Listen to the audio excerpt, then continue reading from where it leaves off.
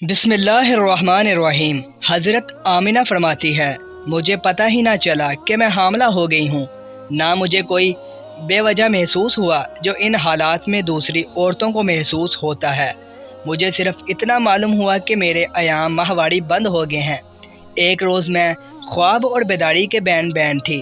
نیم خواب و بیداری میں تھا کہ کوئی آنے والا میرے پاس آیا اور اس نے پوچھا، آمنہ تجھے علم ہوا ہے کہ تو حاملہ ہے؟ میں نے جواب دیا نہیں۔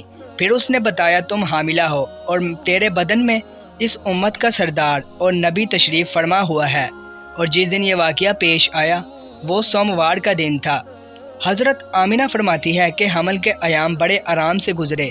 جب وقت پورا ہو گیا تو وہی فرشتہ جس نے مجھے پہلے خوشخبری دی تھی وہ آیا۔ اس نے آ کر مجھے کہا، یہ کہو میں اللہ واحد سے اس کے لیے ہر حاسد کے شر سے پناہ چاہتی ہوں۔ حضرت آمنہ بیان کرتی تھی کہ جس وقت میرے حمل کو 6 مہینے گزر گئے، کوئی آنے والا میرے پاس خواب میں آیا اور مجھ سے کہا، اے آمنہ تم خیر العالمین کے ساتھ حاملہ ہو۔ جس وقت اسے جنو تو اس کا نام محمد رکھو اور اپنے اس امر کو چھپائے رکھو۔ حضور صلی اللہ علیہ وسلم کے پیدائش سے پہلے ہی آپ کے والد کا انتقال ہوا۔ محمد بن کعب رضی اللہ عنہ سے روایت ہے کہ نبی کریم صلی اللہ علیہ وآلہ وسلم کے والد ماجد نے شام کی تجارت سے واپسی پر مدینہ طیبہ میں وفات پائی۔ نبی کریم صلی اللہ علیہ وسلم ان دنوں شکم مادر میں تھے اور حضرت عبداللہ کی عمر وفات کے وقت 25 سال تھی۔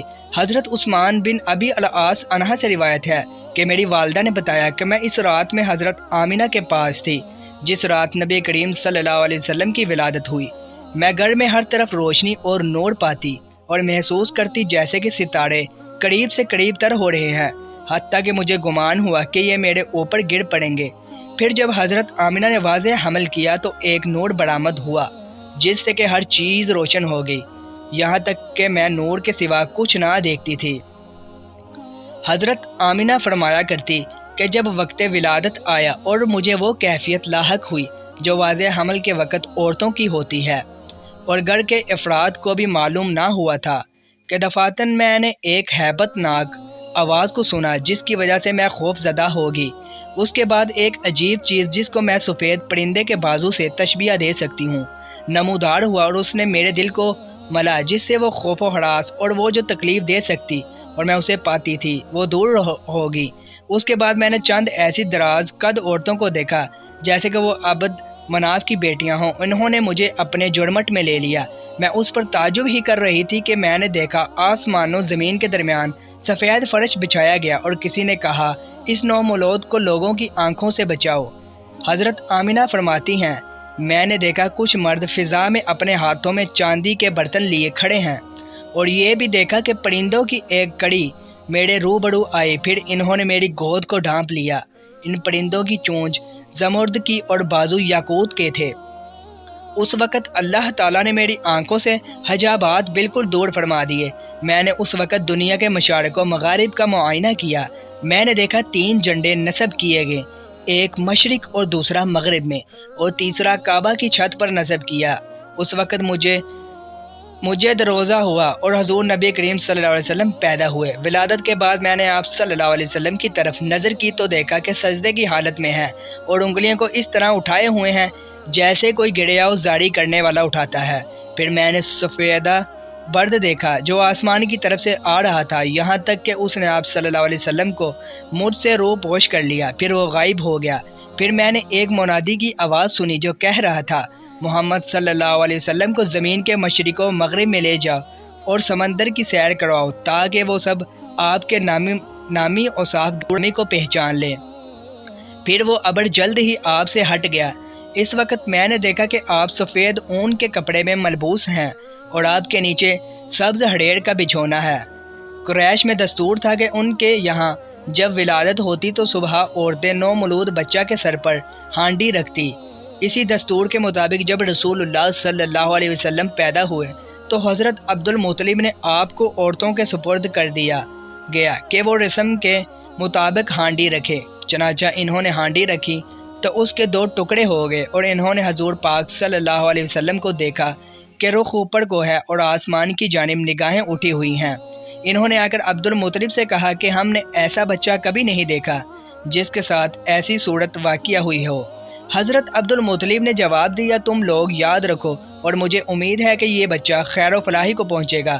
حضرت انس رضی اللہ تعالیٰ عنہ سے روایت ہے کہ نبی کریم صلی اللہ علیہ وسلم نے ارشاد فرمایا، میرے رب کا مجھ پر جو انعام و کرام ہے ان میں سے یہ ہے کہ میں ختنہ شدہ پیدا ہوا اور میرے سطر کو کسی نے نہ دیکھا۔